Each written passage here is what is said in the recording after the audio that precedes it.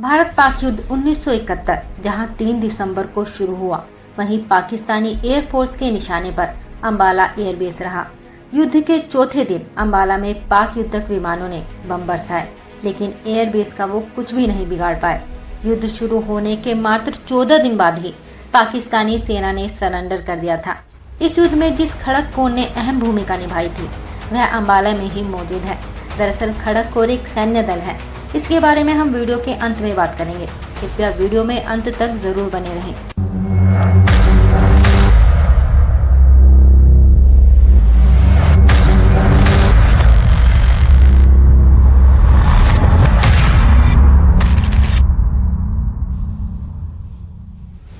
पाकिस्तान को जवाब देने के लिए अंबाला से जो प्लान बना था, उसने दुश्मनों की नींद ही उड़ा दी। इस युद्ध में जिस सैन्य दल ने अपनी अहम भूमिका निभाई थी, वह अंबाला में ही मौजूद है। इस युद्ध में दुश्मनों को इतनी क्षति पहुंचाई गई थी कि महज 14 दिनों में ही पाकिस्तानी सेना घुटनों पर आ गई थी और पाक एयरफोर्स का दम ही निकल गया। इतिहास पर नजर डालें तो 3 दिसंबर 1971 को पाकिस्तानी एयरफोर्स ने भारत पर हमला किया था और निशाने पर एयरबेस थे। युद्ध शुरू होने के 9वें दिन पाक युद्धक विमानों ने अंबाला एयरबेस को निशाना बनाने के लिए अटैक किया था। 9 दिसंबर की मध्य रात्रि को यह अटैक किया गया था। अंबाला एयरबेस पर इन विमानों ने बम गिराए थे, लेकिन इससे 6 किलोमीटर दूर शाहपुर में जाकर ये बम गिरे। पाकिस्तान ने जो भी प्लान अंबाला एयरबेस को नुकसान पहुंचाने का बनाया था, वह पूरी तरह से नाकामयाब हो चुका था। इस युद्ध के दौरान विंग कमांडर HS मांगट, जो स्क्वाड्रन 32 के कमांडर थे, वे अंबाला में थे। पाकिस्तान को जवाब देने के लिए वे 4 दिसंबर को अंबाला से अमृतसर पहुंचे। अमृतसर से वे सुखोई विमान लेकर पाकिस्तान में दाखिल हुए और शोरकोट एयरफील्ड को निशाना बनाया। पाकिस्तान को उन्होंने इस कदर जवाब दिया कि पाक सेना के 2 B-57, एक मिराज, 2 सेबर जेट विमानों को पूरी तरह बर्बाद कर दिया गया। वे इतने पर ही नहीं रुके, पाकिस्तान की रेलवे यात्रा गुड्स ट्रेन को भी पूरी तरह बर्बाद कर दिया गया।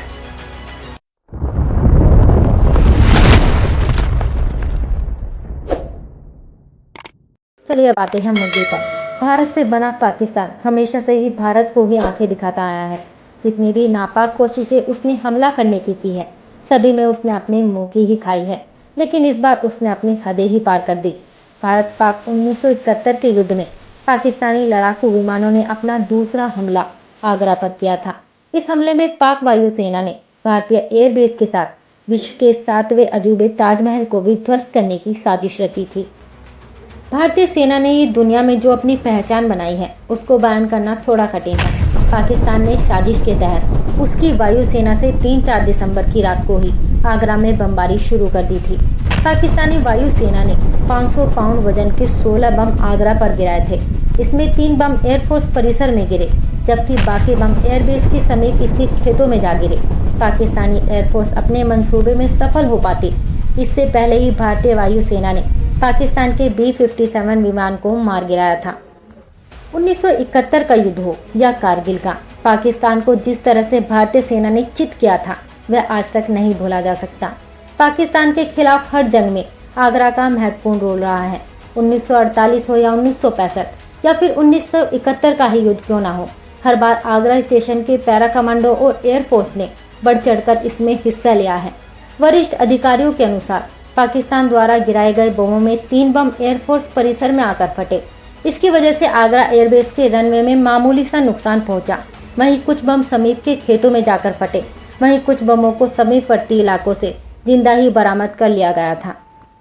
पाकिस्तान हमेशा एयरफोर्स का मंसूबा था कि वह आगरा एयरबेस को पूरी तरह से नष्ट कर दे, जिससे भारतीय सेना को आगरा से एयरफोर्स की मदद न पहुँच सके। हालांकि भारतीय वायुसेना की दृढ़ इच्छा शक्ति के सामने पाकिस्तान के सभी मंसूबे पूरी तरह विफल हो गए। भारतीय वायुसेना ने रातों रात ही रनवे को दुरुस्त कर दिया था। पैसों की तंगी वाला देश पाकिस्तान अपने मंसूबों में कभी सफल ही नहीं हो सका, न ही भारतीय सेना उसको सफल होने देगी। आपको बता दें कि पाक वायुसेना के हवाई हमलों के चलते पूरे देश में ब्लैकआउट घोषित कर दिया गया था। बावजूद इसके संगमरमर से बना ताजमहल अभी भी रातों रात दमक रहा था। ऐसे में यह खतरा बना हुआ था कि पाक वायुसेना के लड़ाकू विमान ताजमहल को अपना निशाना न बना ले। किसी भी देश में बनी ऐतिहासिक इमारतें उस देश की पहचान होती है।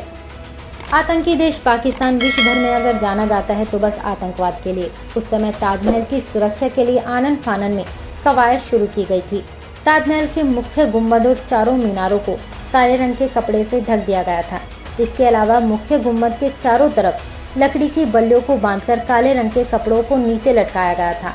गुम्बद और नीचे के फर्श को पेड़ों और पत्तियों के घास से ढक दिया गया था, जिससे दुश्मन को ताजमहल का कोई भी हिस्सा दिख ही ना पाए। दल की जिसने इस युद्ध में महत्वपूर्ण भूमिका निभाई थी। साल 1971 में भारत पाक युद्ध के दौरान लेफ्टिनेंट जनरल टी.एन. रैना ने पश्चिम बंगाल में खड़गपुर की स्थापना की थी। इस कोर ने बांग्लादेश को पाकिस्तान के चंगुल से आज़ाद करवाने में अपनी महत्वपूर्ण भूमिका निभाई थी। इस कोर के जवानों ने इस युद्ध के दौरान गंगा और पद्मा नदी के बीच स्थित बांग्लादेश के खलवा, जसोर, मंगूरा, झनेदा इलाकों पर कब्जा करके पाकिस्तानी सेना को भागने पर मजबूर कर दिया था। इस दौरान पाकिस्तान के कई सैनिकों को बंदी भी बनाया गया था। युद्ध समाप्त हुआ तो खड़गपुर का मुख्यालय चंडी मंदिर में शिफ्ट कर दिया गया। साल 1985 में कोर का मुख्यालय अंबाला कैंट लाया गया। यह कोर आज भी अंबाला में तैनात है। हमें आशा है कि ये वीडियो आपको पसंद आई होगी। अगर इस वीडियो से आपको कोई भी जानकारी मिली हो तो कृपया लाइक ज़रूर करें और ऐसी ही जानकारी आगे प्राप्त करने के लिए चैनल को सब्सक्राइब करना बिल्कुल ना भूलें। अब हम मिलेंगे आपको अपनी अगली वीडियो में। तब तक आप अपना ख्याल रखें। जय हिंद।